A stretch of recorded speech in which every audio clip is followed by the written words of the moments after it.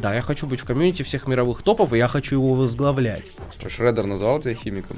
Я понимаю людей, которые называют меня химиком, потому что результаты у меня действительно выдающиеся и соответствующие химику. Никаких супер отдыхов, супер отхождения от режима, даже сна. Я буду делать то, что мне нравится. Просто я кайфую от такой жизни. Потому что хейт был тогда на турникменов. То, когда Смаев пришел, вокруг него была огромная толпа. Даже с своими лучшими результатами на турнике у него брусья слабые. Друзья, всем привет! Следующий выпуск, следующий гость. У меня рекордсмен и многократный чемпион мира по стритлифтингу. Человек, который на брусьях отжимается с твоей становой. Человек, который подтягивается, плюс вес, который ты жмешь. И еще и приседает 270. Матвей Златоверховников. Здорово. Всем привет.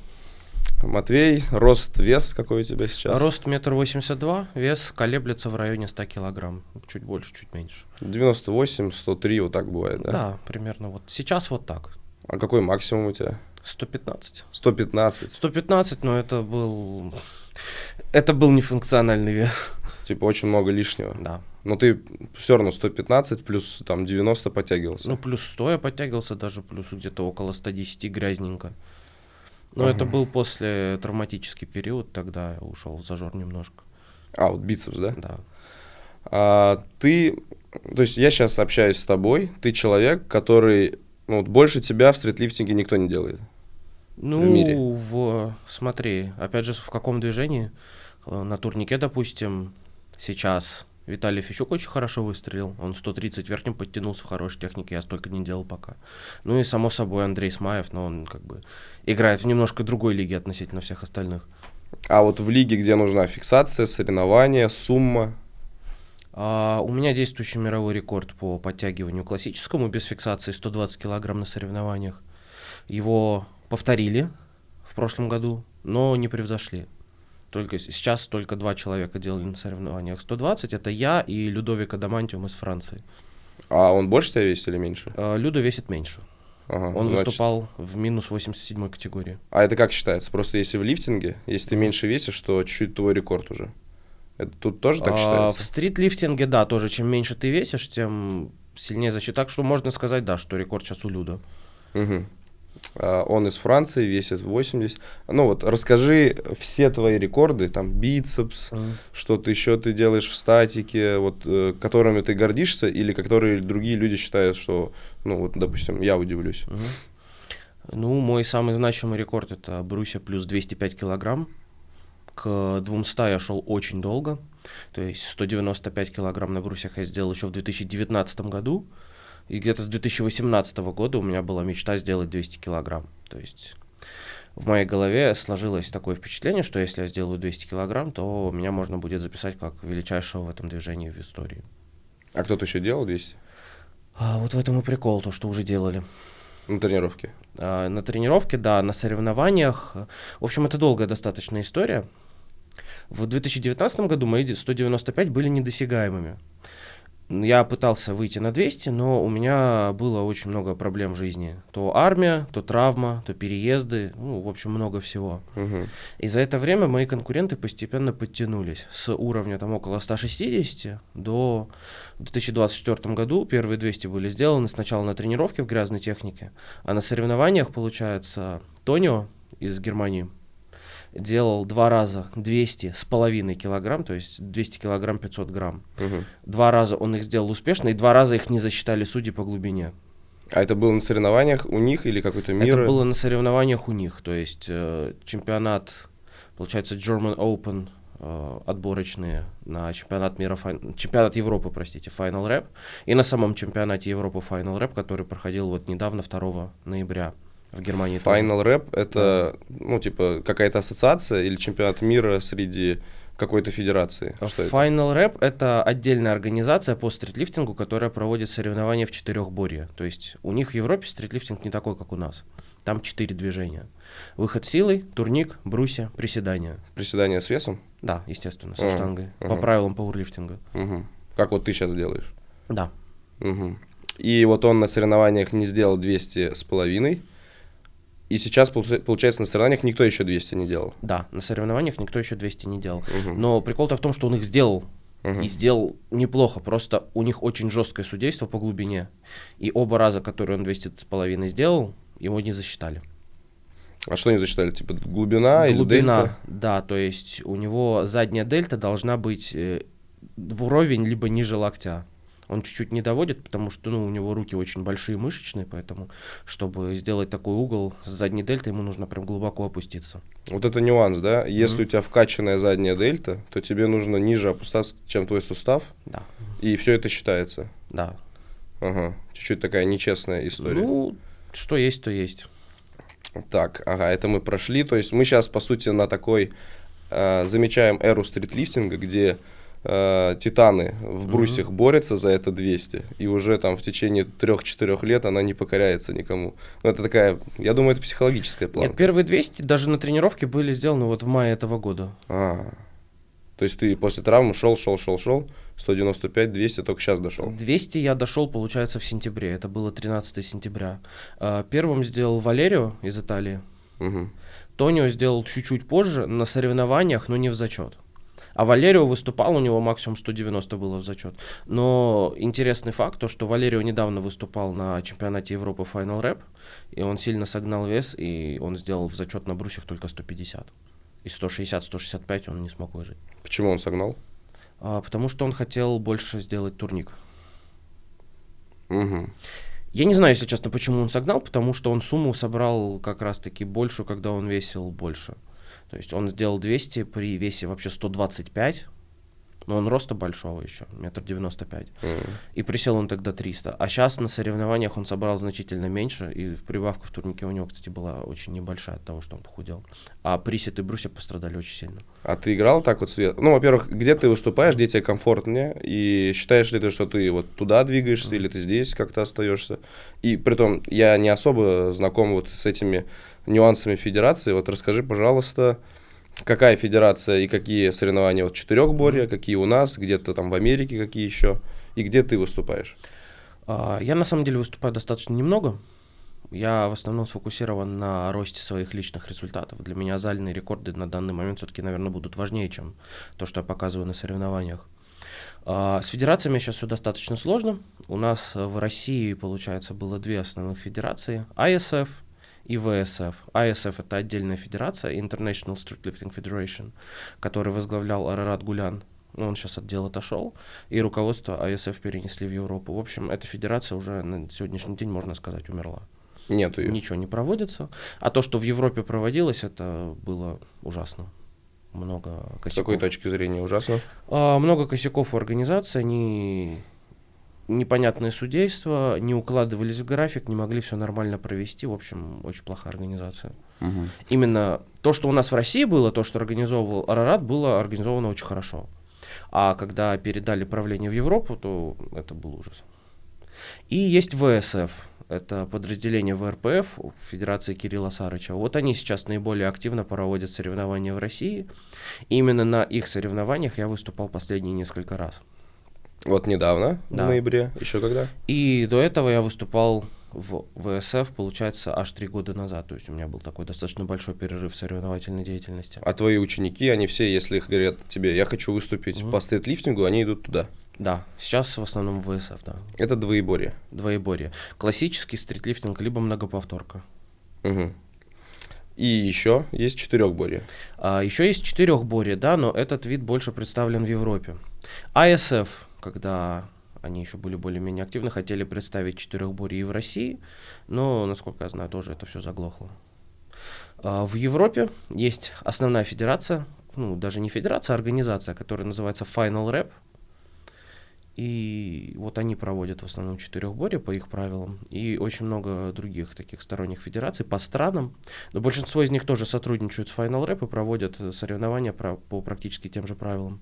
То есть это коммерческая организация, которая проводит соревнования и на этом двигается, и вот туда усматривает весь силовой стритлифтинг, да?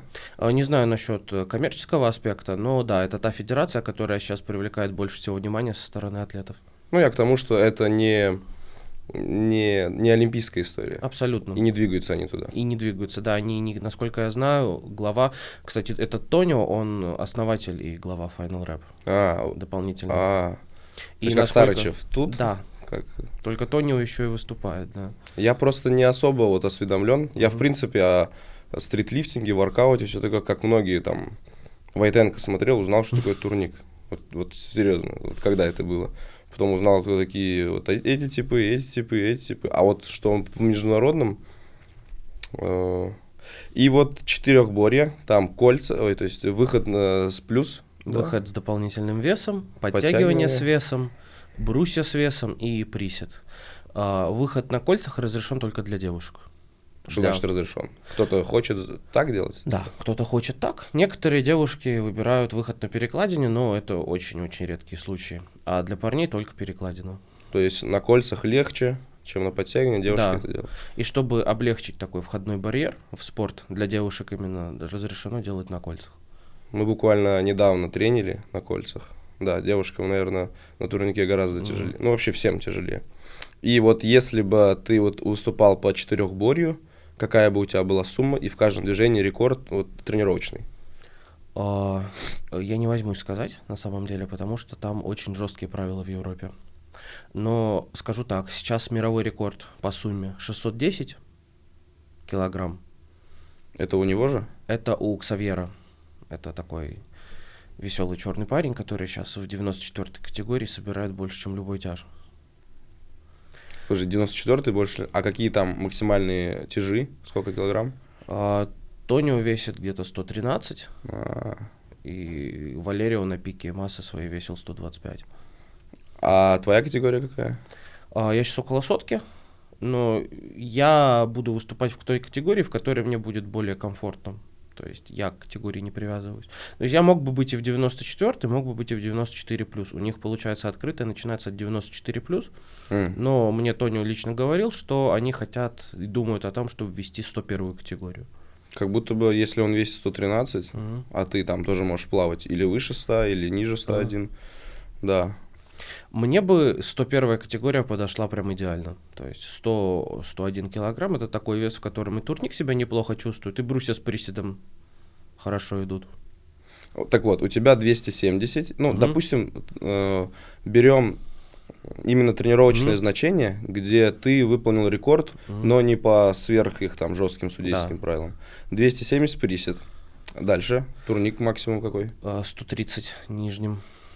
Нижним это, то есть вот да, так? Да, с супинированным хватом. Без фиксации, просто в касание. А у них фиксация? У них завод, то есть достаточно, чтобы кончик подбородка показался над турником. И у тебя так же? Нет, у меня просто в касание. Ну, допустим, ты там доведешься до 130? Ну, допустим, да. И брусья 205 у меня рекорд в хорошей технике. Да, я видел. Это уже 605, без выхода. А есть еще выход силы. И сколько ты сделаешь? Я выход не тренирую, но у меня лучший выход был 30 килограмм. Ну, то есть я в 2025 году вполне себе буду претендовать на мировой рекорд по сумме. Я вот так и думаю, да. То есть ты сейчас готовишься туда? Да. Если ты приседаешь... Вот у меня отдельный вопрос. Ну, то есть обычно человек, который занимается турник брусья, ну, воркаутер, у него ноги не сильные. А тут ты присел, когда там на тренировке 205 троил ты, или сколько там было примерно? 205? Ой, 250. 250 я на количество не приседал. 240? 240 я делал двойки максимум, 230 я приседал на 6. Вот, наверное, я вот это видел. Да. Вот я думаю, для чего? Может быть, ну, какая-то есть федерация. И я как бы не вдавался в эти подробности сейчас. То есть ты мне рассказываешь, возможно, зрителям это в новинку услышится. И это такая, ну, вот если взять, сравнивать с пауэрлифтингом, то там и ноги, и спина, и там разгибатели, и жимовые. Но ты не двигаешься где-то вверху. А вот тут это как будто бы выглядит как более функциональная история. Да, стритлифтинг, он такой намного более функциональный. Мне лично больше нравится формат без выхода, потому что четырехборье — это такой формат, в котором 2 тяговых движения. То есть выход и сразу за ним турник. Немножко не сбалансировано. Но в целом, да, это очень многогранный спорт, который дает хорошую силовую базу для абсолютно любой силовой деятельности, в которую бы ты ни пошел. То есть и для пауэрлифтинга хорошая база, и для калистеники. Интересно, легче, наверное, выйти с четырехборья в пауэрлифтинг, чем наоборот? Тут тоже есть такой маленький нюанс, потому что в четырехборье результат считается по сумме килограмм. То есть, условно говоря, 1 килограмм доп. Веса на выходе по ценности такой же, как 1 килограмм веса в приседе. Невыгодно. А в приседе этот килограмм прогрессировать намного легче, чем в выходе, условно. Поэтому очень много споров по поводу того, сбалансирована эта система или нет. И что произойдет, если на соревнования по четырехборью придет какой-нибудь Юрий Белкин, например, у которого один присед 400 килограмм, ему останется только на брусьях отжаться килограмм 120 и подтянуться 80, и вот тебе новый мировой рекорд. Ну да. Да, ну любой какой-нибудь до 100 лифтер, даже если там 350, ну какой-нибудь мировой, да, как будто бы либо надо убрать вообще выходы. Но фишка в том, что лифтеров отсеивают через выходы как раз, потому что далеко не любой лифтер сможет сделать хотя бы один выход собственным весом по той технике, которую требует Final Rep. А если ты ни одного выхода сделать не можешь, у тебя сумма аннулируется. Ну да, тоже интересно. И ты к этому готовишься? 2000 какой год? Это я буду выступать в 2025 году. Да, сейчас я буду постепенно набирать обороты и готовиться именно к Final Rep. Это формат для меня новый. Я в четырехборе еще не выступал. И в принципе с приседаниями я еще не выступал. И приседания я тренирую, получается, чуть меньше, чем 1,5 года. 1,5 года 270? Чуть меньше, да. 270 уже получилось присесть. Но у меня база была. Я приседал когда-то давно еще. Для чего? Просто так, для общего развития было интересно. Ну, твои ноги же это доп. Вес в подтягивании. Да, это доп. Вес, и поэтому у меня этот присед долго не продержался тогда, в те времена. Угу. А для чего вообще, если человек выступает в стритлифтинге, как вот в РПФ, двоеборье, для чего ему тренировать ноги? Да, в принципе, ни для чего. Немногие стритлифтеры ноги тренируют. Можно вообще не тренить? Можно не тренить. Но, опять же, ноги — это, помимо всего прочего, еще и общий тонус организма. То есть мне ноги в этом плане, возможно, даже немножко помогают. Опять же, есть этот фактор, то, что накачанные ноги — это дополнительный вес, но не обязательно набирать очень много веса, когда ты тренируешь ноги. Если ты следишь за питанием, ты можешь просто, получается, переделать композицию своего тела, то есть сначала набрать мышцы, потом потерять жир, и в итоге у тебя будет тот же самый вес, но при этом более мышечная композиция тела, и это, на мой взгляд, в стритлифтинге только плюс, потому что у тебя так будет завышен расход калорий, ты сможешь больше есть, при этом больше тратить. Ну, ты за этим следишь, я думаю, прям вот очень плотно. Ты такой, я вот сейчас сбавляю вес, четко режимишь в эту сторону, я сейчас набираю, или мышцы там, и четко режимишь в эту сторону. У тебя никаких супер отдыхов, супер отхождения от режима даже сна. Да, я стараюсь максимально четко быть в режиме и от него не отходить. Ну, просто я кайфую от такой жизни. Мне так приятно жить, когда, наоборот, ты бесцельно существуешь и жрешь все подряд, это не прикольно. Я начал следить за питанием относительно недавно, в начале 23-го года, и это прям все перевернуло. Это о режимности. Я вот как раз, когда готовился к подкасту, смотрел ваш разговор с Головинским. Там ты с ним выходил на связь из армии, и ты с собой забрал свои брусья, свои блины, и режимил там, даже говорил то, что лучше. Ну, это как бы для зрителей такой ответ на то, как человек так много чего достигает спортивный. У него супер режим, он с собой брусья даже возит, там путешествует по странам, возит, ну, по факту же. Ну, это по же... факту брусья я особо много не вожу, а в армии вообще была отдельная история, потому что в армии я не привозил практически ничего с гражданки. В армии то, что у меня было, я все купил, типа, отдельным набором. Ну, тоже ты купил отдельный набор, чтобы сюда привезли свою часть. Да. А кто с тобой тренил там? Немножко ребята тренили, но это было так, не очень системно. Кто-то приходил, кто-то уходил, кого-то я тренировал, офицеров даже тренировал. Были какие-то снисхождения к тебе? Типа, ну, Матвей тренируется там. Были. Зачем? Типа, другие люди что-то делали, а ты такой, у меня на полчаса надо еще потренироваться. Да, такое тоже было. Ну, это как бы тоже не просто так, это все выбивалось. Ну, ты там моим трудом. Соревнования выиграл? Среди армии, или среди нормальных России? Я, получается, выезжал на нормальные соревнования АСФ и ВСФ. Один раз я выехал на АСФ, второй раз на ВСФ. Мне увольнение давали. Как ты договорился? Не знаю. Я не знаю, просто получается, меня знали. Кто-то в Инстаграме там меня видел, кто-то смотрел мои видео с Игорем Войтенко.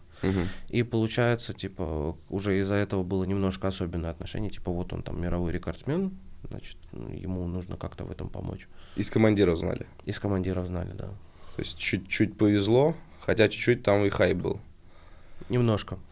И фишка-то в том, что я же не сразу попал в одну часть, я сначала попал в учебку, потом через 5 месяцев меня перераспределили в боевую дивизию. И то есть мне 2 раза приходилось выкручиваться. А в учебке тяжелее, насколько я знаю, Да, по режиму? в учебке тяжелее. Опять же, в учебке больше устава, то есть это есть и плюсы, и минусы. То есть плюсы в том, что более адекватный сон и более адекватное питание, то есть вас там условно не бросят на 3 дня в поля без еды, как было с некоторыми моими друзьями в дивизии. Но при этом по уставу сложнее договориться, то есть там меньше поблажек. А в боевой части наоборот, там меньше устава, больше рандома, то есть как повезет, но при этом больше возможностей как-то вырулить, договориться вне устава. Где там набрал форму, где скинул? Или только набрал? В армии, получается, сначала был у меня перерыв, чуть больше месяца на КМБ, потому что, ну, понятно, это первое время, все друг друга узнавали, ну и плюс на КМБ там совсем другая ответственность, когда солдат еще не дал присягу. Угу. А после КМБ уже потихонечку началось. Привез блины, договорился, что смогу ходить в зал, и пошло-поехало. Это вообще твое решение было? Я пойду на срочку, бегать не буду? Нет, это не было мое решение. Я хотел откосить, я искал у себя дырки в здоровье, даже заплатил в призыва нет. Не помогло. Да, у меня тоже корешам не помогло. Антирекламы призыва нет. Не покупайте. А у тебя, наверное, там, ну, мысли были, блин, я за год так форму скину, а у меня такое будущее должно идти. Но вырулил. Да, но при этом у меня основная мысль была, я сделаю все возможное в тех условиях, где я окажусь. И у меня получилось. И больше скажу, у меня сейчас друг дембельнулся, вот буквально пару дней назад, Вениамин, может кто-то его знает из смотрящих. Он тоже смог договориться. Тоже? Я ему, да, отправил небольшой пак помощи, блины, и он тренил тоже всю срочку. Да, ну вы, конечно, команда. Угу. А сколько стоили брусья? Ну, сколько стоило это перевести все туда? Ты как-то собирал деньги или у тебя было? Это У меня было, и так как я зарабатываю в основном онлайн, я продолжал зарабатывать прямо в армии, когда у меня был телефон. Прикольно. Мне нужен был только доступ в интернет.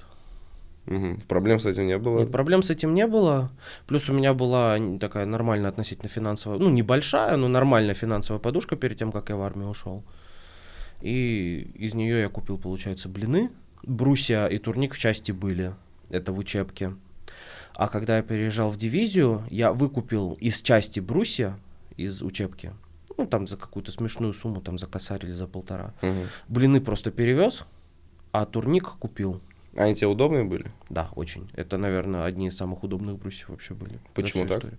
Потому что, не знаю, но они настенные, поэтому они очень жесткие, у них люфтов вообще не было. И была очень удачная ширина между брусами и диаметр самой ручки. Это я вот хочу объяснить для зрителей. Те люди, которые привыкают к одной ширине или к одной даже толщине брусьев, или даже к одному углу брусьев, и они выполняют не многоповторку, а рекорды с доп. Весом, где, ну, ты выходишь часто на субмаксимальные веса, там ширина в 3 сантиметра, получается даже 6 получается. Это большая разница, и ты можешь даже немножко там потянуть себе плечо, правильно понимаешь? 6 сантиметров — это колоссальная разница, 3-4 сантиметра — это большая разница. Я лично чувствую разницу, ну, я миллиметры чувствую, да, в том, что 5 миллиметров я уже чувствую точно. Ну вот в Якене ширина обычных вот этих вот брусьев, которые прицеплены к этой стойке, они тебе не подходят? Стектор они мне не подходят, потому что там слишком много проблем. Во-первых, это навесные брусья на столб. То есть у них запас прочности очень небольшой. Их можно поломать, и они под большим весом, если на краю отжиматься, будут прогибаться. Это во-первых. Во-вторых, у них очень сильная V-образность. V-образность в контексте стритлифтинга — это минус, потому что за счет V-образности тебя раскрывают условно, то есть невозможно держать локти более прижатыми. То есть я долго очень к этому приходил, в итоге все мои брусья сейчас параллельные. Давай, я просто вообще очень редко отжимаюсь. Ты вот с этой точки зрения V-образность? Да, верно. Или ты вот так вот выходишь? Обратная V-образность — это вообще не то. Ну, кто-то так отжимается. Кто-то так отжимается, но это больше, знаешь, похоже на отжимание от пола нижним хватом. А для чего так отжимаются, для чего так? Ну, специально, чтобы, возможно, больше прокачать плечи и трицепс. Ну, такая, ну, в общем, это не серьезное, не базовое упражнение. Это Это не скорее как, вес. это скорее как интересная вариация, да. Мгм. То есть у стектора, ну или вообще вот больше угол к центру, Да. это плохо. Для стритлифтинга, да, потому что только на V-образных брусьях у меня были надрывы грудных. М. А на параллельных, с какими бы объемами я ни работал, все было нормально. И европейцы, которые очень много анализируют эту всю тему, тоже пришли к выводу, что параллельные брусья анатомически оптимальные. Поэтому сейчас и делаются брусья, которые параллельные, но регулируются по ширине.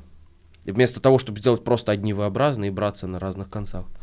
Да, наверное, в будущем будут какие-то вот штуки, где ты крутишь, четко фиксируешь сюда. Вот у меня такие брусья сейчас, ну, можно сказать, самодельные. А на ВРПФ на чемпионате вообще не то было. На ВРПФ там фиксированы две ширины, узкая и широкая.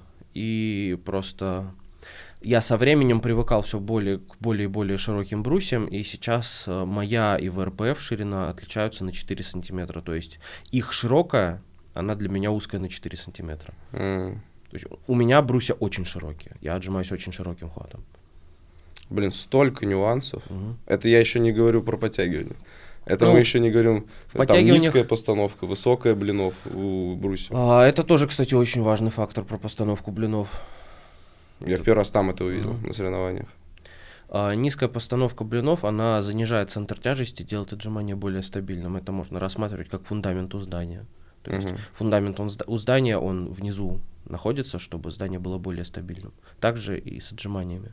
Занижаешь специально центр тяжести, поэтому удобно и стабильно. А ты как?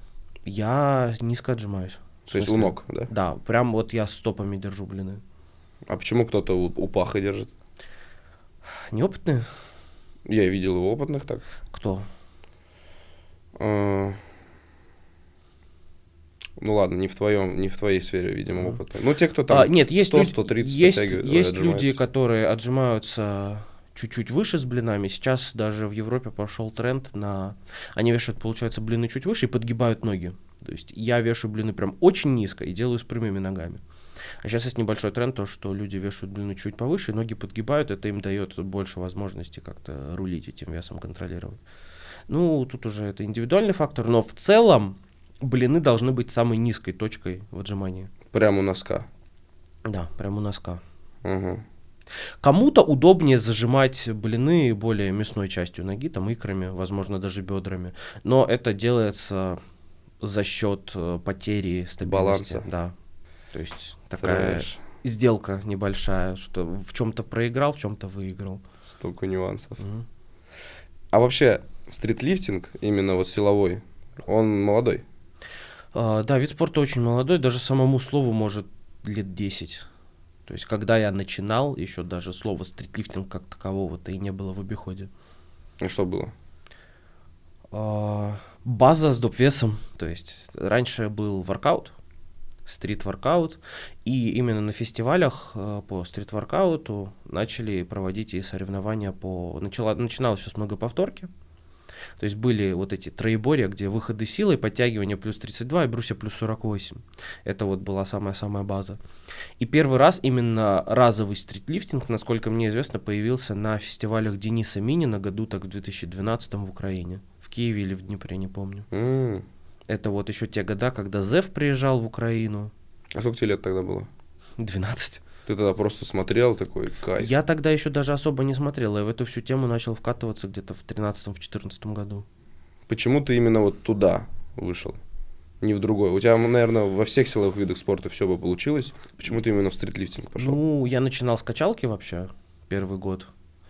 Но потом у меня начались небольшие проблемы с сердцем. У меня была подростковая гипертония. Из качалки меня забрали. Ну, я тогда был маленький, какое у меня было мнение? Никакого. И потихонечку, пока не мог тренироваться в качалке, летом начал ходить на турники. И меня эта тема засосала, то есть я начал увлекаться воркаутом, начал пробовать базу, пробовать элементы, пробовать даже качаться с таким вот подходом. Наступила зима, получилось опять выбить разрешение ходить в зал, и вот там уже в зале я потихонечку познакомился с тренировками с доп-весом. И вот именно это сочетание свободы калистеники, тренировок с собственным весом, но при этом силовой прогрессии из пауэрлифтинга это то, что мне понравилось больше всего. Ну, там, наверное, редко кто так делал. Ты прям попал в точку. Я прям в точку попал, я согласен. То есть я нашел именно то, что мне нравится максимально. Просто я тебе объясню, почему я подтягивался, ну, типа иногда, или там максимум 10 килограмм плюс. Потому что хейт был тогда на турникменов. Помнишь? Помню, да, там конечно. протеин, не химия, доча, вот это все. Я вот в этой среде мемов сидел, шел, все такое.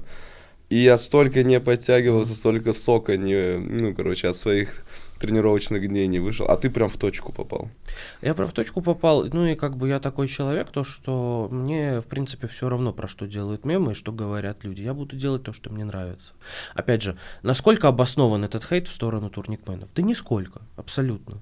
Просто условные качки пытались почувствовать свое превосходство над людьми, которые тренируются на турниках. Ну это просто смешно, если посмотреть с такой стороны. Ну это факт уже. Тогда это был мемы, сейчас это уже факт. Естественно. Вот еще хотел о чем поговорить. Вот я говорю, ты сейчас, как минимум один из лучших, топ-2, топ-3, и вы где-то как-то меняетесь всегда. И ты на брусьях шел к рекорду, там по некоторым причинам неудобности возникло, ты там сделал тоже близко к мировому рекорду. Нет, смотри, 195 на момент, когда я сделал, это был абсолютно недосягаемый мировой рекорд, и ближайший результат был килограмм на 20 меньше. Нет, вот сейчас, в ноябре. В ноябре, получается, на Саревах сделал 190, и, в принципе, больше 190 на Саревах никто и не делал. То есть первый сделал я, потом сделал Тонио, тоже 190, потом сделал Валерио 190 после своих 200, он там поучаствовал в соревнованиях в своей жирненькой форме. И Тонио, получается, пробовал несколько раз 200,5, но так в зачетах не сделал. То есть получается, что именно соревновательный рекорд по брусьям остается 190 до сих пор. Вот я и говорю, я пришел, неудобно было с утра приходить, потому что после до 2 часов не было особо ничего на фестивале. Чисто, чтобы посмотреть на вот это. Может быть, кто-то из твоих подписчиков или даже твоей тусовки, но все равно народа немного было. Казалось бы, хотелось бы, русский человек в России, в Москве, на большом фестивале, где люди и так билеты купили, заявляет на рекорд подход, а так немного людей. Вот почему, как ты думаешь, почему так мало именно пиара и хайпа в эту сторону? Не знаю, спорт пока не сильно распиаренный, да и в принципе, если посмотреть на то, что происходило на соревнованиях, на рекорды именно особо никто не смотрел. Смотрели в основном на медийных личностей. То есть, когда ставили рекорды по тяге, например, или по приседу, никого рядом не было. Зато когда Смаев пришел, вокруг него была огромная толпа. Я даже его не увидел. Да. Там вот так вот. А тем временем на помосте ставили рекорды. А все были вокруг Смаева, пытались протолкнуться. Вот такое вот отношение у нас к спорту. Я тоже не смотрел на некоторые рекорды, там везде были рекорды, конечно, но вот весовые рекорды меня не интересуют. Типа там 35-40, 82 рекорд. А вот мировой рекорд везде и чисто из 2 движений одно, вот это, я думаю, там народ бы собрался. Какой-то народ, который именно в стритлифтинге шарил, он и собрался, когда мы выступали. Но, опять же, мало людей, нет такого хайпа. Спорт молодой, выборка небольшая, вот и все. Всему свое время.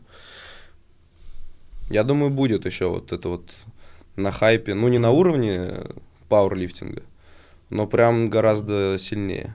Слушай, есть даже мнение, что стритлифтинг в перспективе может выйти как минимум на уровень пауэрлифтинга, потому что пауэрлифтинг сам молодой спорт. Когда он там начинался в годах в 70-х, 80-х в США начали развивать. То есть прошло сколько всего лет? 50.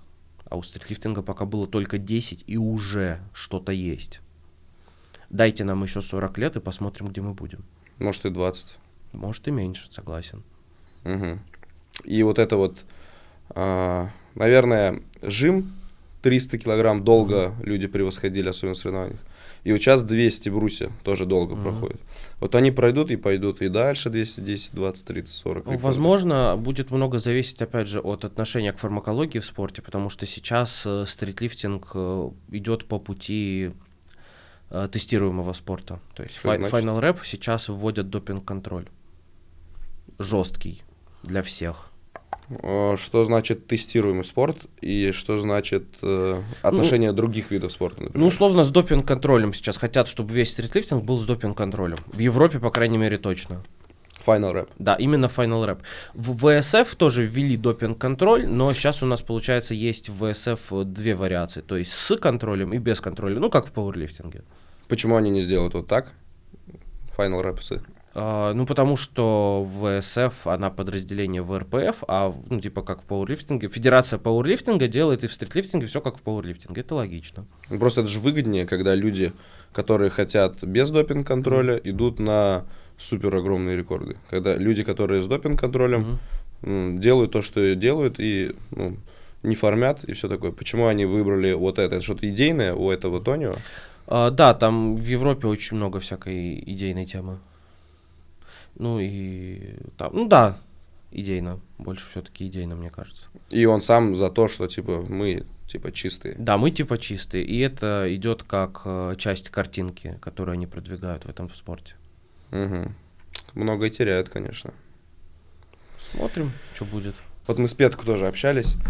Я его спрашивал, ну, он тоже многофункциональный и очень сильный в некоторых движениях точно. Я его спрашивал, вот тебя туда ли зовут, здесь ли ты можешь двигаться, почему здесь не участвуешь? Он, например, отказался от титанов. Знаешь, вот это, я тоже отказался от титанов. А, ты тоже Ну, отказался? вернее, не отказался, я их просто проигнорил 2 раза. То есть они тебе писали? Да, писали. Но это по факту отказался. А по факту, типа, я хотел с ними поговорить, вот сейчас второй раз, когда я, получается, дней 5 их поигнорил, написал, типа, ну ладно, давайте созвонимся. Они такие, нет, нас уже, типа, мы наполнили, но, типа, на 3-й сезон мы тебя позовем. Я такой, ну ладно, я и так все равно не пойду. Блин, у меня в окружении типы, которые дайте шанс, а вы, которые, нет, у меня своя программа. Да, вот у меня своя программа, и не могу себе позволить больше месяца просто выкинуть из своей тренировочной программы, чтобы поучаствовать в каком-то шоу, которое мне наверняка ничего не даст, потому что у меня аудитория в основном зарубежная. Видимо, вот это отличие чемпионов. Выиграть у меня все равно шансов 0. Да, и как бы, А что, ты думаешь, на всякие там удержания, провисения, продержания ты... У меня есть такой принципиальный момент, я не участвую в том, что я не тренирую. То есть, если я хочу в чем-то участвовать, это должно быть что-то, к чему я могу подготовиться, в чем я могу показать стоящий результат. А если просто тебя дернули в какую-то рандомную тему, и ты в ней не готов, какой адекватный результат ты можешь показать? Никакой. И смысл в этом участвовать? На бицепс ты участвовал? Нет. Но у тебя в тренировочном плане много бицепса. В тренировочном плане сейчас у меня 0 бицепса. Абсолютно. Бицепс — это был такой мой мимолетный порыв, когда я познакомился с Олегом Саковичем, познакомился с Низами Тагиевым. И мне стало... давно было? Это был 21-22 год. Тогда ни тот не был на хайпе. Как ты с ним были был? как раз вот тогда Низами снимал мировой рекорд и готовился к этому. Как спортсмен был на хайпе? Ну, он вот начинал разгоняться. То есть тогда у Низами было, может, 1020 подписчиков. И вот постепенно вот в течение 22 года он и вышел на мировой рекорд и стал более популярным. Ты даже купил себе, гриф ВРПФный? Да, и потом, кстати, мне это очень пригодилось, когда у меня было восстановление после травмы. То есть строгий подъем на бицепс стал таким моим критерием отслеживания моего восстановления тоже. То есть у меня до травмы, получается, было 85 подъем у стены. И когда я вернул эти 85 у стены после травмы, я уже мог констатировать то, что мой бицепс вернулся в прежнюю форму. Расскажи, как ты... Во-первых, не вижу разницы. Она есть. Айда покрасуемся. Сейчас, подожди. Двойной бицепс оба. Ну, у тебя прям сколько? 46, 47? Ну, где-то так, да. Руки не сильно большие. Ну, в общем, разница небольшая есть, но у меня левый бицепс всегда был чуть-чуть поменьше. И как бы, шрам остался. Шрам. Но не сделали... Ну-ка еще раз сделаешь. У тебя типа короткое крепление, да? Или нет? Или среднее? Достаточно короткое. Не сделали там вот эту махинацию, как у армрестлеров? Нет, махинацию, как у армрестлеров, не сделали. Мы это обсуждали, я сказал, шейте точно туда, где он был. А как вот разговор этот происходил? Ну, когда мне хирург объяснял по поводу того, как будут пришивать, он сказал, что есть вот особо хитрожопые, которые к нему приходят и типа после отрыва просят пришить чуть-чуть пониже, чтобы был рычаг. И есть прям особо хитрожопые, которые приходят с целым бицепсом и говорят: можете мне отрезать и перешить пониже? И он от такого отказывается. А тебе он сам предложил? Не, он мне не предложил, мы просто это обсудили, и он сказал, что он как бы за то, чтобы крепить бицепс в изначальное место, куда он крепился. Я сказал: да, пожалуйста, потому что если у меня одна рука будет крепиться ниже, а вторая будет крепиться так же, то это может тоже привести к некоторым проблемам в симметрии. Ну да, это логично. А про бицепс же я говорил. Все нюансы техники, все нюансы именно вот этого грифа, ты все изучил, все для себя сделал. Какой у тебя рекорд был в бицепсе? Сильно я это все не изучал, я просто поднимал, и у меня конкретно с бицепсом были проблемы, потому что у меня проблемы с мобильностью кисти. То есть я не могу подкручиваться, как это делает Низами, например. Угу. То есть я всегда поднимал с прямой кистью. А это помогает тебе в подтягивании? Или тоже хуже? Тоже это вот моя такая небольшая личная особенность. Я с прямой кистью сильнее, чем с подогнутой. То есть я не могу себе срезать амплитуду. Хотя люди как раз таки срезают. Люди как раз таки слезают, а я так сделать не могу. То есть у тебя, в принципе, супер генетических нюансов, которые тебе помогают, их нету. Ты просто именно за счет рычагов нет. Нет. Да. За счет амплитуды нет, за счет мобильности нет. Мобильность у меня очень плохая. Но при этом у меня гипертвердые мышцы, плотные. Что это значит? Ну, это надо... Смотри. Во-первых, у меня они очень-очень твердые, особенно грудные, они как камень на ощупь. Не, это вот тут. Не, это я уже понял. Ну да. И... Ты расслабился? Вот сейчас я расслабился. Это напряженная была. У меня сильно, я прям вообще супер мягкий. И реально на ощущение, ну не прям стол, но вот я чувствую кожу и все, и дальше уже мышцы. Не, вот когда я трогаю, там прям стол. То есть люди часто реально очень сильно удивляются, когда такое трогают. И второй момент. Я тону даже в соленой воде с полной грудью воздуха. О, у меня тоже такое. Но это из-за у тебя плотности как раз таки. Да, это из-за плотности. А я из-за того, что не умею плавать. Нет, именно смотри, если человек вдохнет полностью, полные легкие, и опустится в воду, большинство всплывают. И даже люди, которые в очень хорошей форме, с очень низким процентом жира и хорошей мышечной массой, тот же мой друг Андрей, например. Пакин, да, он всплывает, а я тону. В соленой, причем морской воде. В соленой? Да. Боже мой. И причем я не просто как бы медленно тону, я тону достаточно быстро, и я на полной груди воздуха, получается, на глубине 6 метров просто ложился на морское дно на спину. Никогда люди вот это делают, выдыхая все легкие. Да, я именно на полных легких так делал. И поэтому мне очень сложно плавать на длинной дистанции, потому что я не могу просто там идти по поверхности воды. Я иду именно вот так. Потому что я тону, когда плыву. Ты четко в 3D-проекции много двигаешься. Да. Туда, вниз, наверх. Но плыть мне сложнее, вернее, плыть мне намного легче, чем просто держаться на одном месте. Потому что я не могу, чтобы висеть, вот, чтобы у меня голова находилась над поверхностью воды, мне нужно грести, как будто я быстро плыву вперед. Если я хоть чуть-чуть расслаблюсь, бывает, держишься на воде, решаешь чуть-чуть расслабиться, буквально там 2-3 секунды почилишь и обнаруживаешь, что ты уже 2 метра ушел под воду. Почилишь, открываешь глаза. Да, там уже над тобой. Так, еще какие генетические аспекты, которые вот помогают?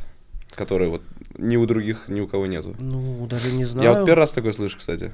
Даже не знаю, у меня не мобильные локти. То есть у меня руки, вот это максимум, предел. То есть я не могу ее дальше разогнуть. Хотя в брусьях вот такая вот сильная амплитуда в локте, это плюс, да? У меня сейчас просто этот небольшой эпикондилит, я не могу без боли нормально. Ну вот. Ну да, не мобильные. Не мобильные. Это одновременно и плюс, и минус. То есть плюс в том, что сложнее травмировать локти, потому что у тебя вся нагрузка идет на мышцы, когда ты стоишь в упоре. Угу. Минус в том, что ты тратишь больше сил, потому что когда ты стоишь в упоре, вся нагрузка идет все равно на мышцы. И многоповторку на брусьях тебе сложнее делать. Намного. Но сильнее всего это проявляется в стойке на руках. Потому что я в стойке на руках просто не могу выключить локти. Ну да. Я всегда стою вот чуть-чуть. А плечи мобильные у тебя? Нет. Позвоночник? Я вообще не мобильный. Весь. Единственное, что у меня относительно мобильное, и то не очень, это нижняя точка брусьев. То есть я могу опускаться прям очень глубоко, и мне от этого не будет никакого дискомфорта. Ну, это, наверное, опыт уже. Ну, это уже опыт, да. Ну и плюс я, когда начинал тренировать брусья, я тренировал их сначала исключительно в полную амплитуду, а потом уже пришел к углу 90 градусов. Вот откуда, если ты не супер расположен ко всему вот этому, откуда столько желания пахать, соблюдать режим? Ты не тусуешься явно, у тебя никаких вредных привычек. Не знаю. Ну, это то, что мне нравится, и плюс я как бы всегда был таким, так сказать, одержимым своим делом. Просто дело периодически менялось, и вот последнее время, может, лет 10 для меня это тренировки. И именно в тренировки я сейчас вкладываю все свои усилия, всю свою страсть, все свое желание. Стандартный день Матвея Златоверховникова. Просыпаюсь, начинаю отвечать клиентам то, что мне за ночь написали. Примерно во сколько? Ну, просыпаюсь сейчас часов 7-8. Стараюсь спать сколько могу, но я такой жесткий жаворонок. Я дольше 8 часов практически никогда не могу спать. То есть 8 это для тебя как для людей 12-15? Да, то есть сон я тренирую до отказа. Ну, отказ мой наступает где-то в 7-8. И то 8 это только зимой. Летом я просыпаюсь в 6. Ну, сам, без будильника, естественно. Отвечаю клиентам, разгребаю весь Телеграм, иду, умываюсь, завтракаю. И дальше у меня либо тренировка, либо прогулка часа на 1,5-2. Прихожу, обедаю, продолжаю отвечать клиентам.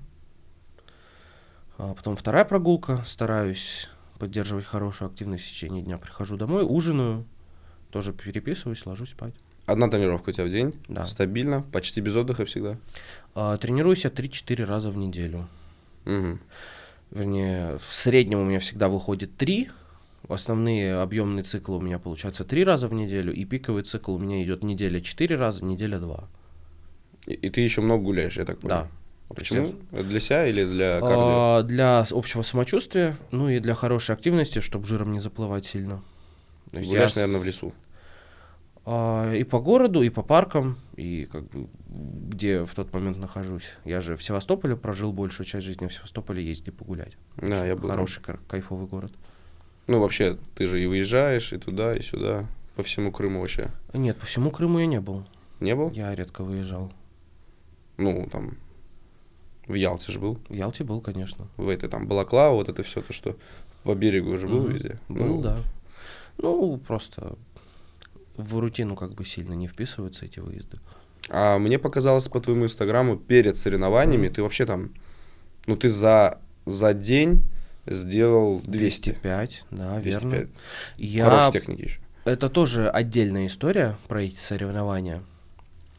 В общем, регламент чемпионата мира же представили только за 2 недели до самих соревнований, а у меня уже был расписан план пика. Получается, я хотел выступить с допинг-контролем, чтобы утереть нос хейтерам, как обычно. Но соревнования с допинг-контролем поставили на четверг. А у меня никакого шанса вывести пик в четверг не было, потому что за 2 недели всего представили. А у меня цикл как раз длится 2 недели, я уже начал его делать. И у меня, получается, самое раннее, когда я мог пикануть, это пятница. Угу. Я в какой-то момент вообще думал сняться с соревнований из-за этого. Потом увидел, что без допинг-контроля соревы будут в воскресенье, и подумал, ага, воскресенье, хорошо. Но еще такой момент. Я знал, что я на этих соревнованиях не смогу показать свои 100% брусья. По плану? Да, по плану, потому что другое оборудование. И в конце, в итоге, я понял, что я не ошибся. Потому что именно в брусьях любая огрешность оборудования меня сильно сбивает. Даже если оборудование то же самое, но стоит в другом месте. У меня вот очень такая тонкая настройка. Могут участники соревнований сказать, я за своими брусьями, проверьте, вот я хочу... Нет, так делать нельзя. Это естественно, выступаешь ты на соревновательном оборудовании. Просто я знал, что именно вот эти брусья, они уже моих. Я знал примерно, насколько они уже моих, я понимал, что это сыграет роль. Но, тем не менее, я думал, что вот, может, не 205, но килограмм 201 я смогу показать. Это вот то, что мне нужно. И я принял следующее решение. Я иду цикл четко по плану. В пятницу я делаю проходку, показываю свой реальный результат. День восстанавливаюсь и иду на соревнования. И я знал, что мой организм такое вывезет, и хорошую форму я на соревнования принести смогу. Но не максимальную. Да даже и максимальную. Почему нет? После обычно того, что я делал с Головинским, я знал, что я спокойно вывезу такое. И я не ошибся. 3 дня же восстанавливается до того, вообще не тренируется, до того, как у них там соревнования или какой-то пик. А у тебя, по сути, была проходка за день. Вот этого я никогда не видел. Вот у меня была проходка за день, но фишка в том, что у меня проходка не утомляет. Утомление, оно идет от объема тренировочного, а не от голой интенсивности. А проходка, что это такое? Это просто голая интенсивность. Объемы такой тренировки самый-самый минимальный. И получается, я решил сделать следующим образом. В пятницу я делаю проходку, показываю свой реальный уровень, то, что я могу сделать.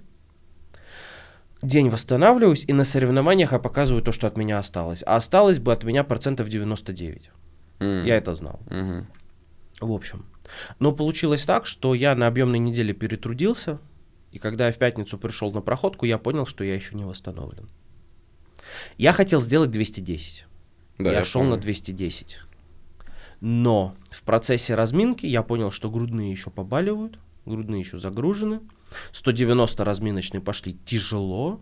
И я решил, ну ладно, я мог рискнуть, пойти ва-банк, типа попробовать сделать 210 и в итоге уйти ни с чем. Либо я мог попробовать 205, который я знал, что я сделаю. Просто, ну, это не совсем максимальный вес.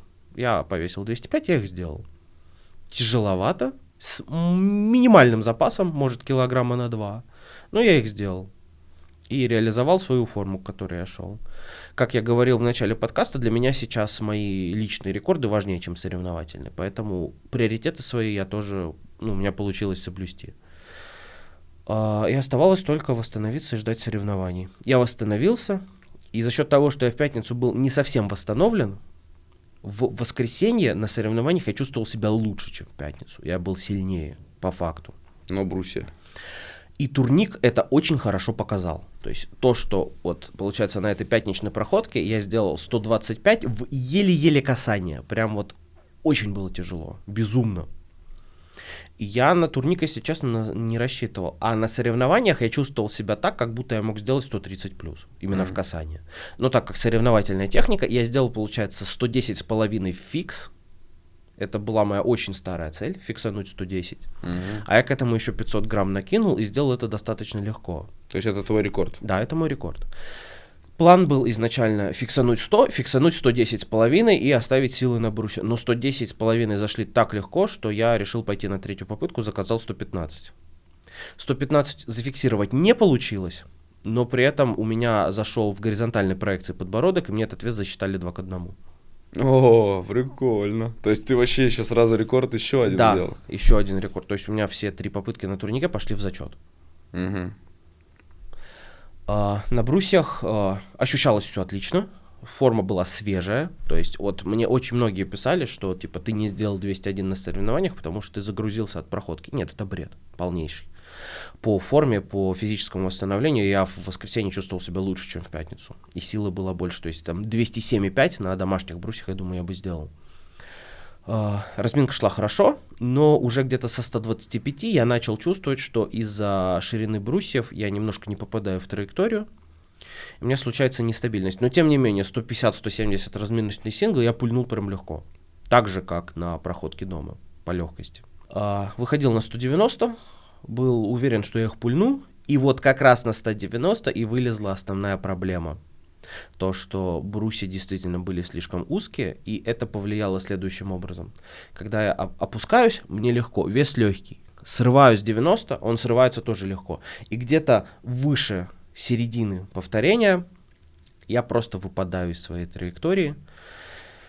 И я о себе тогда узнал следующую вещь. То, что у меня дожим, это моя слабая точка на брусьях, но я ее смог нивелировать при помощи ширины. То есть у меня дожим идет, получается, не совсем через трицепс, а скорее через приведение. То есть вот так. А на ширине брусьев 62, между центрами, которая была на соревнованиях, я не мог активировать свое приведение, и у меня, по сути, получалось срыв хороший, и верхняя точка — это просто, по сути, как изоляция трицепса. То есть вот так. То есть я грудные вообще не мог включить. А с весом 190 изоляция трицепса — это, знаешь ли, очень жестко. И Я понимаю, что вес легкий, но я просто не могу работать в тех углах, в тех рычагах, в которых я привык работать, и я эти 190 еле сделал. Конечно, дикая дизмораль пошла, я понимал, что 201 я не сделаю, но я все равно на следующую попытку заказал 201. 201-25 я заказал. Отдыха было 20 минут. Трицепс я весь выжег просто дотла на этой попытке на 190. Но за 20 минут я понимал, что я успею отдохнуть. И я понадеялся, что я попаду в траекторию, потому что на тот момент, в моменте именно соревновательного угара, я думал, что я просто не попал в траекторию. И я понадеялся, что 201-25 я в траекторию просто попаду, мне повезет, сойдутся звезды, и я как-то сделаю чудом. Ну, нет, этого не произошло. 201... Во-первых, мне не дали повесить 201-25, мне 201. Дали повесить 201 ровно. Я не знаю, что там за правило, сказали, что типа из-за того, что там какой-то обновляется рекорд, там какой-то определенный шаг, в общем... Я не знаю, что там они напридумывали, почему эти 250 грамм так... много для них решали. Ну, в общем, ладно. Подстроился, повесил 201. И, ну, естественно, без шансов. Опустил, сорвал с 90, потому что, ну, и в именно дожиме просто не смог ничего сделать, потому что стена. И все. Хотя я знал, что на своих брусьях этот вес для меня не просто как бы... Я с ним могу справиться, он еще не такой, в принципе, тяжелый. А потом я пересмотрел видео, и на видео было очень хорошо видно то, что у меня получается предплечье четко перпендикулярно полу, ровно до момента, пока я не попадаю в дожим. А когда я попадаю в дожим, у меня происходит вот такое. И это для тебя новая информация была? Это для меня, да, была новая информация, то, что у меня дожим идет через приведение. То есть, когда я работаю на своей стандартной ширине, у меня... Вот это движение, оно меня как раз ставит в удобное положение для дожима, предплечье перпендикулярно полу, и я могу приложить 100% усилия, 100% силы, чтобы поднять себя вверх. А когда предплечье идет вот так, естественно, очень много силы теряется за счет угла. И у меня полностью практически выключается грудная, и остается только трицепс, чтобы сделать вот это движение. Угу. Столько нюансов. Очень много нюансов. Во-первых, ты... с жаром рассказывал обо всем. Я прям думаю, круто, что мы вообще общаемся, я это слушаю вот так. Во-вторых, сколько нюансов, оказывается, еще, если для тебя на соревнованиях что-то новое ты еще знаешь. В-третьих, как жестко, наверное, новичкам, которые реально хотят куда-то идти, ты их тренируешь, ты им сразу загружаешь информацию, чтобы, выстраивать нормальную технику? Я постепенно загружаю информацию, опять же, то есть я сильно гружу информацию именно на первой тренировке, когда рассказываю про нюансы оборудования и нюансы того, как его использовать. Но именно конкретно такие нюансы техники я новичку дать не могу, потому что у каждого человека эти нюансы свои индивидуальные. Ну, еще и ты их не знаешь, да? Да, еще и я их не знаю, еще они сами их не знают. То есть кому-то наоборот удобнее на узкой ширине работать именно в трицепс, а кому-то удобнее работать через приведение. Вот тех, кому удобнее в трицепс, больше. Через приведение работают очень мало людей. А давай, вот человек не супер новичок, просто вот любитель, качалку ходит, решил выступить по обычному стритлифтингу, вот как ВСФ. Расскажи, вот топ-3, топ-4, топ-5 нюансов, которые им на старте помогают. А в каком движении или в обоих? Ну вот самые... Два в этом. Хорошо. Первое, начнем с турника. Если ты выходишь на соревнованиях, особенно в России, это обязательно нижний хват. Обязательно нижний хват. Верхним хватом, во-первых, физически сложнее подтягиваться, даже если брать правила, по которым нужно завести просто подбородок, а не делать горизонтальный завод, как требуют у нас в России. Все равно нижний хват выгоднее. А что касается именно наших правил, то только нижний хват, потому что анатомически горизонтальный завод намного легче происходит, чем когда ты подтягиваешься нижним хватом, чем когда ты подтягиваешься верхним. Ну, просто так анатомия движения работает. Это первый момент по турнику. Второй момент по турнику — это как раз-таки делать горизонтальный завод, тот самый. Потому что он, во-первых, прописан в правилах, во-вторых, это движение еще и чуть-чуть сильнее, когда ты наверху тянешь не просто вверх, а вперед. Вообще или с подсобками так работать? Ты об этом? Я говорю вообще в самом движении стараться делать горизонтальный дотяг и на тренировках, и особенно на соревнованиях, потому что это прописано в правилах. И я видел случаи, когда люди на соревнованиях подтягивались не просто до подбородка, а до груди, до касания перекладины ключицами, им давали ноу-рэп. Потому что они вот это... Потому что они не завели по горизонтали, да. То есть есть судьи, которые вот так вот на турник смотрят и такие, ага. Да, боковой судья следит за горизонтальной проекцией и за заводом. Угу. Это очень важно. А если просто человек хочет качаться и делает большие, там, много подтягиваний, ему это не нужно? Ему это не нужно. Ему нужна та техника, в которой он будет больше чувствовать целевые мышцы. И все. А брусья? В брусьях первый момент — это выбрать свою ширину и отработать ее хорошо. Потому что я видел очень много людей, лифтеров, когда они приходят на ВРПФ, они видят эти брусья с двумя вариантами ширины. И очень многие сразу идут на узкие, потому что они привыкли, что брусья — это типа подсобка на трицепс, и они его рассматривают исключительно как упражнение на трицепс. И получается то, что они на этой несчастной ширине в 50 сантиметров делают, а это большой 100-килограммовый мужик, у него локти просто вот так вот смотрят, и результат он показать не может. И я даже вот был случай, когда я лифтеру подсказывал, он, получается, делал первую попытку на узкой ширине, ему было дико неудобно. Я ему говорю, попробуй на широкой. У него просто все встало на свои места, и он сделал там на 15 килограмм больше, чем он думал. Да. То есть не стесняться пробовать ширину больше. Первый момент. А люди стесняются или они боятся за плечи? Я не знаю, что они думают, но просто очень многие привыкли рассматривать брусья именно как упражнение на трицепс. И, в принципе, даже вот если почитать литературу про жим, очень много именно написано про то, что брусья типа рассматриваются просто как трицепсовое упражнение. И это для меня странно, потому что брусья — это не менее базовое упражнение, чем жим лежа, если посмотреть на суставы и мышцы, которые работают. Это все оттуда, с 15-х годов. Спортын, нехимия, дочком, угарная качалка. Это все оттуда. Вот такая вот догма, которая очень сильно мешает рассматривать брусья как то, чем они являются на самом деле. Второй момент — это положение блинов, то самое, которое мы обсуждали, потому что очень многие люди теряют в стабильности и в контроле над самим отжиманием, когда вешают блины под самые яйца очень высоко. Очень из-за этого и типа частота раскачки становится больше, и сам баланс очень сложно держать. То есть поработать над грязью, чтобы ее не было. Да, то есть попробовать повесить блины ниже, застабилить этим свои ноги, и тем самым сделать отжимание более подконтрольным.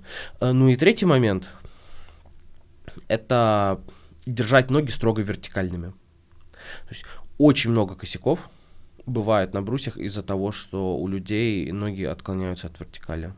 Очень сложно так держать. Можешь последствия вот этого рассказать? Последствия — то, что теряется центр тяжести, и в верхней точке, получается, человеку нужно давить, получается, вверх, а он выпадает вперед и попадает в механически невыгодное положение, когда ему, чтобы выдавить, нужно давить не просто вверх, но еще и вперед, и получается что-то типа отжимания в горизонте с дополнительным весом. И, то есть, если ноги ушли назад, можно просто потерять центр тяжести и не выжить. Угу. А вот такой момент. Вот люди иногда вот так вот сильно сжимаются. Да. Потом, так вот головой. Ну, у тебя я видел, у Широкого очень сильно видел. Это тоже аспект? Или это тоже аспект. То есть вот многие жалуются на наклоны на брусьях, то, что это неправильная техника.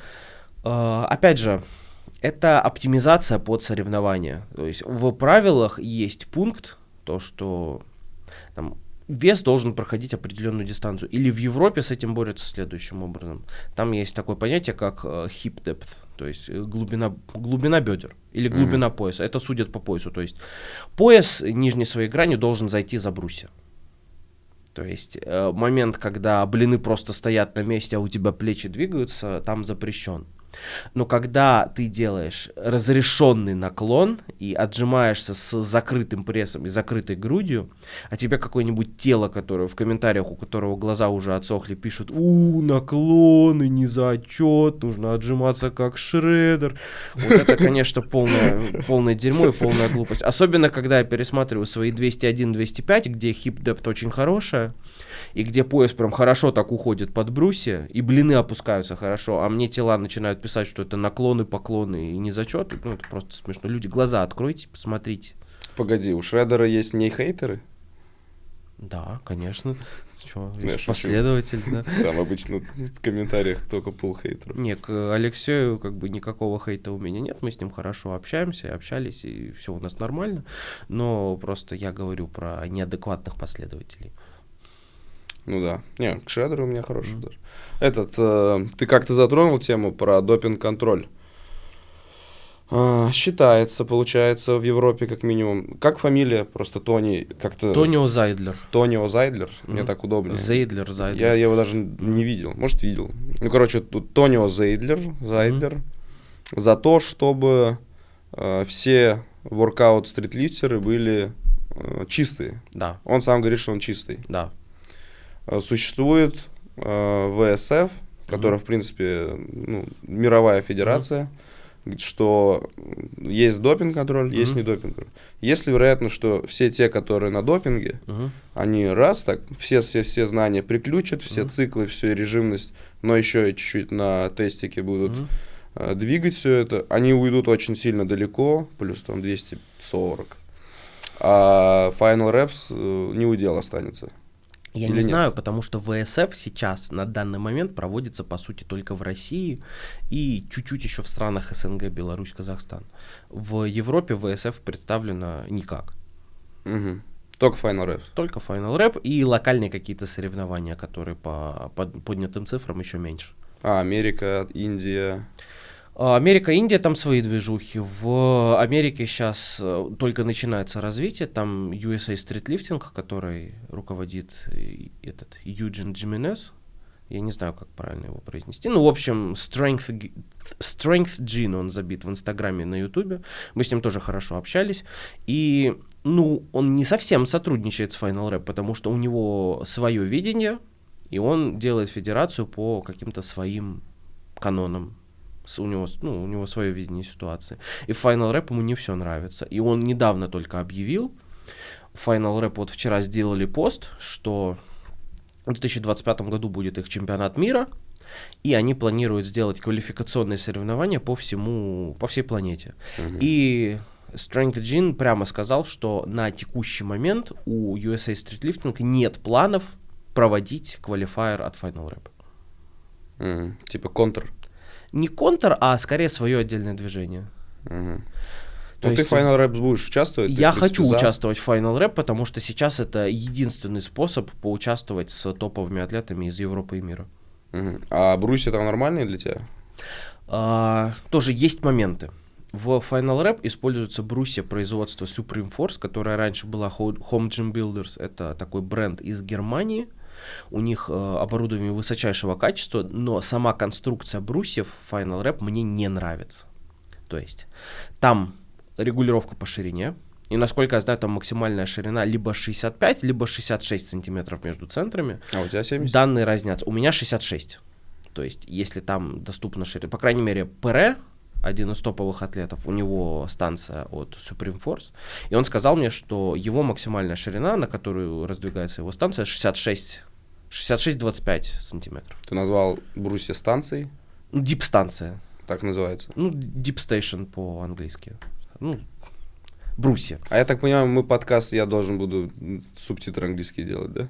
Потому что что-то очень много инфы. Ну, прям хорошей. очень много. Я просто в основном вращаюсь в англоязычной сфере стритлифтинга, и там вот такое понятие, как дип-станция есть. Ну, и ты на таком, получается, мыследвижении, что я хочу туда участвовать, не чтобы там или победить, или сделать рекорд, а я хочу быть в комьюнити всех мировых топов. Да, я хочу быть в комьюнити всех мировых топов, и я хочу его возглавлять. Ну, Это ты так, важно. скорее всего, они так и думают. Да, потому что в России, конечно, хорошо, но мировых топов тут мало. Я хочу быть как бы глобально лучшим. Я не хочу себя ограничивать одной страной. А топ-5 стритлифт именно атлетов в России, СНГ сейчас? Тех, кто выступает, или тех, кто гипотетически мог бы? А есть разница? Наверное, те, кто... Ну, включать Смаева или нет, условно. Да, давай. Ну, то есть твое мнение, которое бы показали топ. Если по классическому стритлифтингу, то, скорее всего, я буду топ-1. Мгм. То есть Смаев даже с своими лучшими результатами на турнике, у него брусья слабые относительно. А если он подготовится? Ну, Не если ему знаю, захочется. не знаю, потому что, во-первых, никто не знает, сколько результат он покажет на соревнованиях, именно по соревновательным правилам. Во-вторых, никто не знает, что он сможет показать на брусьях. Потому Мгм. что те рекорды, которые у него висят в Инстаграме, они очень далеки от соревновательной техники, по крайней мере, турник. А брусья он делал, получается, самые большие веса с живым весом. У него девушка висела на шее, и она придерживалась руками за турник. Ну, это непонятно. Да, это непонятно. Плюс у него на локтях всегда бинты жесткие. И, наверное, приседа. очень долго он будет работать над вставлением. Да. Ну, допустим, давай соревновательный все-таки. Соревновательные- Берем Смаева как человек, который просто очень сильный во везде. Ну, я но думаю, в соревновательных нет. топ-5 он войдет, естественно. Но за первое место со мной в двоеборье стритлифтингом будет бороться очень сложно. Все, ты топ-1. Я, по крайней мере, по соревновательным цифрам, да, я топ-1. Потому что в классике, получается, на соревнованиях в ВСФ я собрал 305 килограмм. И это первый случай вообще в истории, когда кто-то на соревнованиях в классике собирает больше 300 килограмм. Блин, как прикольно это слышать, как прикольно 300 плюс, бороться за 200 плюс, возглавлять рейтинг топов мира. Это... И сейчас еще такая очень ключевая цифра, это Total 600 в четырехборье. Total 600 в четырехборье, получается, сейчас собирал только Ксавьер. Он собрал, получается, в июне или в мае этого года 600, и на чемпионате Европы он собрал 610. Больше, кроме него, 600 никто не собирал, там 580 были цифры, там 585, но 600 еще никто не собирал. Ты пойдешь выше? Естественно, у меня 600 без выхода было. А сколько ты крайней выход мере, делаешь? Плюс еще раз. 30 лучший результат, но опять же, я выход никогда не тренировал, к Final Rap я хочу подготовить 40. 40 это же мировой рекорд сейчас? Нет, мировой рекорд сейчас 53. Я вообще ПР. не в теме. Трэш. По всем правилам. Да, по всем правилам. ПР это, конечно, феномен выходов, самый сильный атлет в этом движении. Он чернокожий? ПР нет. А что, мне Белокожий. кто-то попадался там вот как раз, наверное, 45 или 40 с чем-то. Там. 40 с чем-то делают очень много людей. То есть это вот такая цифра. Я мог бы претендовать и на выход больше с моей тяговой базой. Просто я не хочу давать выходу слишком много внимания в своем тренировочном процессе. Это упирается опять же в тот же момент, что выход в тотале ценится очень слабо. Килограмм выхода ценится так же, как килограмм приседа. Мне намного проще накинуть там 30 килограмм на присед, чем 20 на выход. Был бы хотя бы 1,3, да. Да, но это уже мы заходим в спорную территорию. Очень много споров в Европе про коэффициенты. Кто-то продвигает идею о том, что у каждого движения должен быть коэффициент, и сумма должна считаться по коэффициенту. А кто-то в ответ на них кричит, что просто больше тренируйтесь, и не нужен вам будет никакой коэффициент. Угу. Ну, в итоге, ты топ-1 это бесспорно. Второй, третий, четвертый. В СНГ? Да. Второе место строго Фищук. Виталий Фищук. Очень сильный атлет, безумно сильный. Тем более вот он недавно сделал турник 130 в завод, в хорошей технике. Я столько сделать не могу сейчас, особенно прямым хватом. Большое уважение. Он прямым сделал? Прямым 130 в маленький завод. То есть у него подбородок было видно над перекладиной. Я 130 делал нижним, и у меня завода не было, у меня было только касание. Вот так вот? Да. Угу. В завод у меня, получается, было 127,5 нижним, маленький завод, и верхним я, получается, 125-127,5 делал просто в хорошее касание. Угу. А брусья у него? Брусья у него 190, он сделал вот вчера, актуальный результат, но 190 у него по технике угол, нету угла, именно соревновательного. То есть для тренировки такое повторение может сойти, но на соревнованиях такое не засчитают. Фищук жесткий, да. Фищук очень жесткий, ему как бы большое уважение. И все элементы? А в элементах он в своем весе вообще неприкасаемый человек абсолютно. То есть держать фулл планш, отжиматься в нем, показывать хороший уровень в висе, делать принцы на 2. При этом у него еще и присед мощный, и становый он потянул 360. Причем мы, вот с корешами часто... Зачем люди делают становые, если можно очень много подтягиваться, потом лет через 10 попробовать становую сделать 270. Так же вроде Фищук. Ну, что-то в районе этого. Фищук тренирует становую раз в 2-4 недели, насколько мне известно, и каждый раз он понемножку прибавляет. А раньше у него не было становой вообще? Раньше у него не было становой, но вот он именно становую тренирует. Но у него еще в приседе неплохая база. Присед у него там был что-то, по-моему, 200 на 6. Я становую особо развивать не пробовал, но думаю, что я бы что-то похожее смог бы показать. Угу. Третий человек. По сумме, наверное, Артем Широков. Артем Широков очень сильный персонаж. Очень своеобразный, при этом очень сильный. Опять же, Бруси 170 и турник грязноватый 110. Это вот уже приближается к той самой пресловутой сумме 300. 280. Но, тем не менее, турник за 100 и Брусья сильно за 150. Это редкое очень сочетание. Вы с ним как кореша? Вы раньше Да, мы с ним друзья, мы с ним поддерживаем связь. Общаемся немного, каждый занят своим делом, но все равно. Я знаю, что мы друзья, и если в любой момент нам нужно будет связаться, с этим проблемы не будет. То есть он даже топ-3? В СНГ, да. А нету таких в СНГ, которые не медийные, и они очень много поднимают? Или в основном все стритлифтеры плюс-минус знают друг друга? Я сейчас пытаюсь вспомнить кого-то, кто силен в обоих движениях. Есть люди не медийные, которые сильны именно в одном движении, но у них сильно просажено второе. А если говорить про именно классику, именно в двух движениях, таких людей, вспомнить очень сложно. В классике сильных людей мало. Ну и 4-й, 5-й? Сложно. Я не помню, кто прям хорошо собирал. Особенно если вспомнить украинцев. Богуслав, наверное, будет... Богуслав даже сильнее, чем Артем. Богуслав топ-3, потому что он, получается, у него турник 120 и Бруси 175. Это ученик Широкого. Фищука. Ученик Фищука. Я его когда-то серьезно не воспринимал, но сейчас он один из сильнейших стритлифтинг-атлетов в мире. Абсолютно. 120 плюс 175 — это мировой результат и на турнике, и на брусьях, при том, что он и весит немного. Для меня что-то одинаково огромные цифры. Слишком много. Это да. Богуслав очень сильный. Безумно сильный. Он точно топ-3 сразу после Фищука. Но все равно, видишь... Потихонечку, по крайней мере, я Богуслава не знаю, но вот всех вас знаю, а я вообще не в теме любого турника, можно сказать. И вот так вот люди по чуть-чуть создают и комьюнити, и добавляются к вам медийку, и следят за спортом. Мне кажется, у этого прям хорошее будущее. Причем тебя и я лично тоже познакомился с тобой, вот сколько-то лет, там 5-6, когда ты был у Войтенко, тебе еще было, самый сильный, там, 18-летний. А у тебя тогда тоже... Какие бруси были у тебя? 172,5. Ух ты, ё-моё. 18 лет. 18 лет при весе 86. Да. А ты... Как он тебя заметил или как ты его заметил?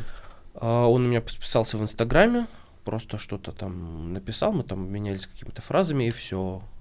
А потом я, получается, когда мне нужно было съездить в Москву по делам, я ему тоже написал, Игорь, привет, буду в Москве, могу завалиться к вам в зал, можем что-нибудь заснять. Он такой, да, сразу, да, давай, вот мой номер, приезжай. Договорились, встретились, отсняли. Там же я с Артемом Широковым познакомился. Он узнал, что я приезжаю в Москву, узнал, что у меня съемка. Сказал, давай приеду, познакомимся. Там же мы познакомились. И очень хорошо поговорили после того. Широков тоже интересный персонаж. Очень. Обязательно его позови, если он согласится. Да, но он не супер как будто бы социальный, нет? Живет как будто всегда у себя. Он очень аккуратно выбирает свой круг общения, так сказать. Хотя он ходил в зал, где я тренирую. Он там месяц-два делал много брусьев, много подтягивался. Там неудобно было, там вот такие широкие 25-ки, или 20-ки даже. Там 25-ок нету почти. Пятый элемент? Да, недолго. У него просто в пятом элементе девушка работала. Вот поэтому, скорее всего, он туда ходил. Короче, вы все друг друга знаете, все кореша. Примерно с этого... Я сейчас хочу хронологию твоей жизни просто прийти еще. Ты переехал в Москву примерно в эти года? В Москву я первый раз переехал в конце 21 года. И прожил, получается, чуть меньше года до момента, когда началась мобилизация. Потом мы все компании, я, Андрей, Артем и моя девушка дружно свалили в Казахстан. Когда все успокоилось, Артем с Андреем, получается, вернулись в Московскую область. Андрей там жил с Артемом какое-то время, потом переехал к себе в поселок, потом переехал обратно в Москву. Мы с девушкой вернулись в Севастополь. 1,5 или сколько там года я прожил. И сейчас вернулся, когда мы расстались, вернулся обратно в Москву. Мгм. А 1,5 года ты жил в Севастополе? В Севастополе, да. Восстанавливал свою физическую форму и моральную после всех вот этих потрясений, после травмы, после Казахстана, после очень сильного набора веса после травмы. То есть я тогда же и начал считать диету полностью, тогда вернул хорошую физическую форму, и под конец моего пребывания в Севастополе я уже сделал 200 килограмм на брусьях. Что ты сейчас ешь? Как у тебя с подсчетом, рационом, все такое? И сейчас у меня получается поддержание, когда я держу поддержание, у меня где-то 4300, 4400. Ты прям знаешь вплоть до 100 килокалорий? Да. Вау. Это мое поддержание где-то в районе 99-100 килограмм. Жиры 120-130, белки 250 примерно, и остаток углеводы. Углеводы там могут быть в районе там, И 500, да, 550-600 грамм. Еще раз, белки сколько? 250. Считаешь ли ты животные и не животные? Или Нет, все? просто все. Ага. Сколько у тебя выходит на животные? Я это соотношение не считал, я не знаю. Угу. Это вот 250, это просто все белки, которые у меня в рационе. Ну, считается же, типа, неполный аминокислотный профиль с макарон, например, Ну, разгреть. да, но я настолько сильно не заморачиваюсь в этом плане. Уже, в принципе, нормально. Да, уже нормально. Тем более, как бы, максимальная норма белка, которая для любых целей подойдет, это 2,2, а 250 для меня это 2,5. Ну, То есть просто... я в любом случае спокойно эту норму перекрываю. Да, ты просто рекордсмен. Тебе надо больше. Ну, просто нет. Скорее я ем по белку как комфортно. То есть говорят, что очень мало людей чувствуют разницу, допустим, между 1,8 и 2,2. Ну вот, допустим, когда я ем 2,2 на грамм, 2,2 грамма на килограмм тела, и когда я ем 3, когда я 300 грамм белка ел на килограмм тела, я разницу чувствую.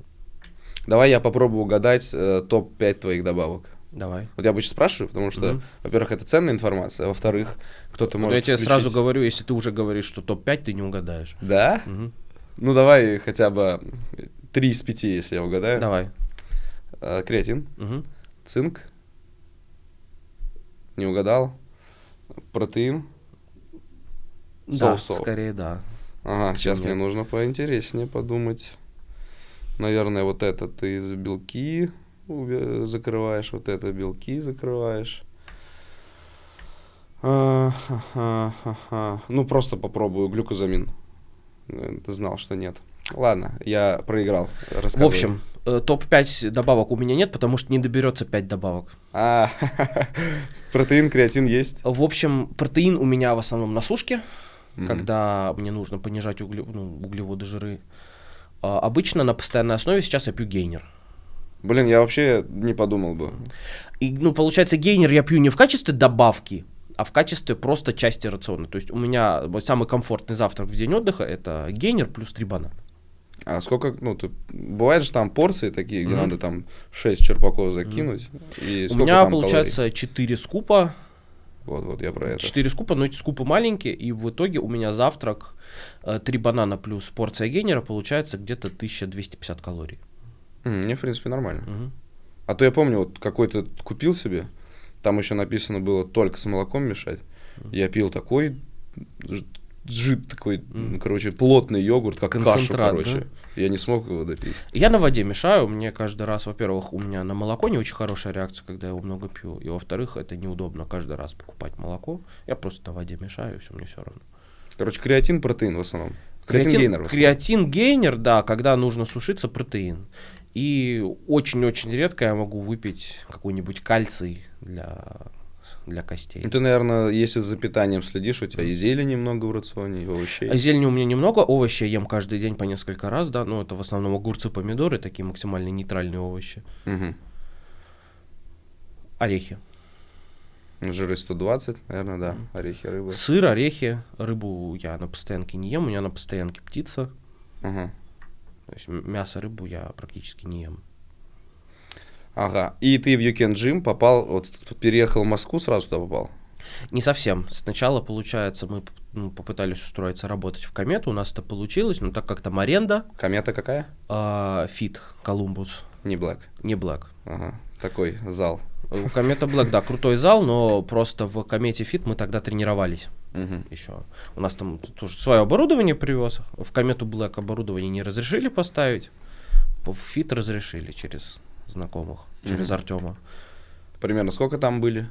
Несколько месяцев, получается. В Комету мы прибыли в середине ноября, а в Юкен мы, получается, передислоцировались где-то в январе. Почти после открытия. Да. Через 3 месяца. Да, то есть, достаточно быстро.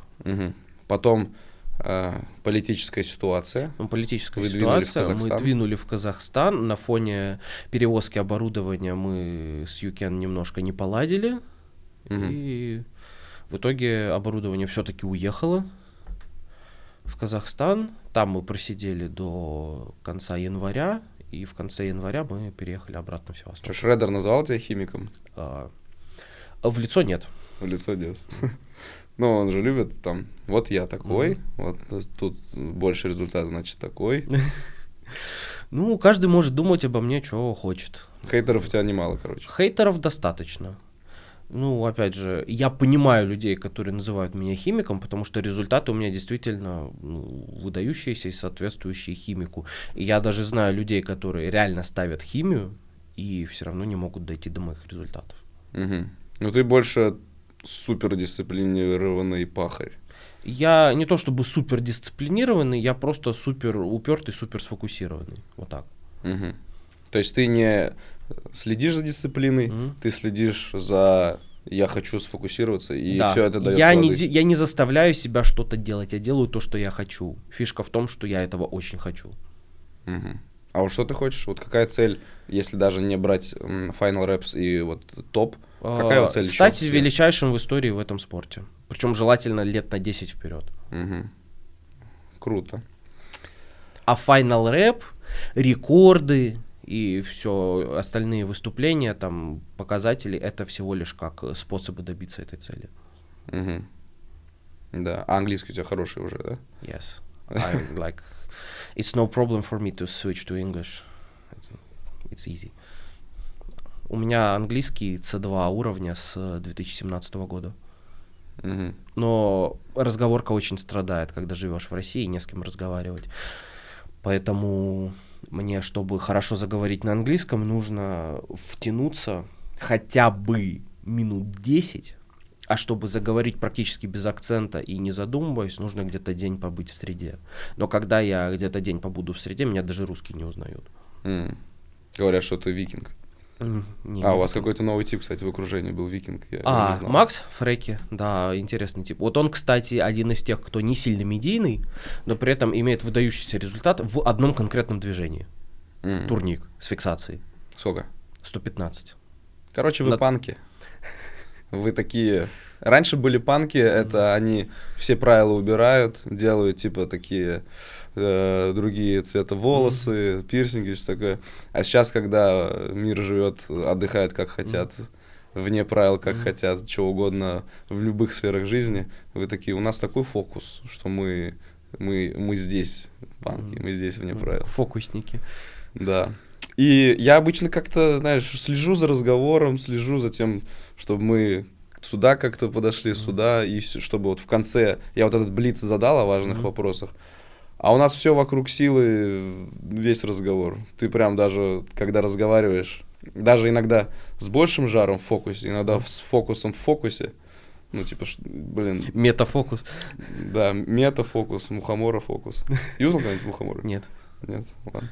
Я все-таки сторонник чистого сознания. Медитировать, да, медитировал. Дыхательные практики пробовал, а вот мухомора нет. И у тебя на постоянной основе? Нет, это было на постоянной основе, но сейчас я с этим немножко разленился. А что еще у тебя из вот таких вот закаливания, прогулки? Не, прогулки. В основном только прогулки и, летом море плавания. А вот каких-то сейчас духовных, медитативных, дыхательных практик у меня сейчас нет. Ну, мореплавание у тебя, я понял, как спорт. Ты же там везде тяжело тебе. Не, это чисто мой такой активный отдых. И именно плавание позволяет хорошо чуть-чуть прогонять кровь по мышцам в дни отдыха, при этом сильно их не утомляя. Ну и плюс на меня очень хорошо влияет солнце. Я стараюсь по возможности летом как можно больше заряжаться солнечным светом. Много загораю. Поэтому я летом постоянно такой черный. Давай вот этот блиц. Думать можно сколько угодно, вопросы просто не требуют... Они требуют емкости, но не требуют, чтобы короткий ответ был. Что такое для тебя и вообще сила? Два ответа. Первый. Сила — это физическая способность поднять много в конкретном движении. Это тренировочное понятие силы. А сила в целом в мире — это способность влиять на свое окружение и подчинять его своей воле. Угу. Что такое путь? Сложный вопрос. Путь — это твое направление, в котором ты движешься. Вот и все. Даже легкий вопрос, получается. И что такое счастье? Счастье — это когда ты в моменте удовлетворен и доволен тем, что есть. Угу. Все. Я даже не буду следить, чем мне так понравился разговор. С вами был Матвей Златоверховников, Динар Конг. Пишите все, что вы думаете в комментариях. Подписывайтесь, следите за чемпионом, за главой стритлифтинга следующие 10 лет. Спасибо за просмотр и спасибо тебе.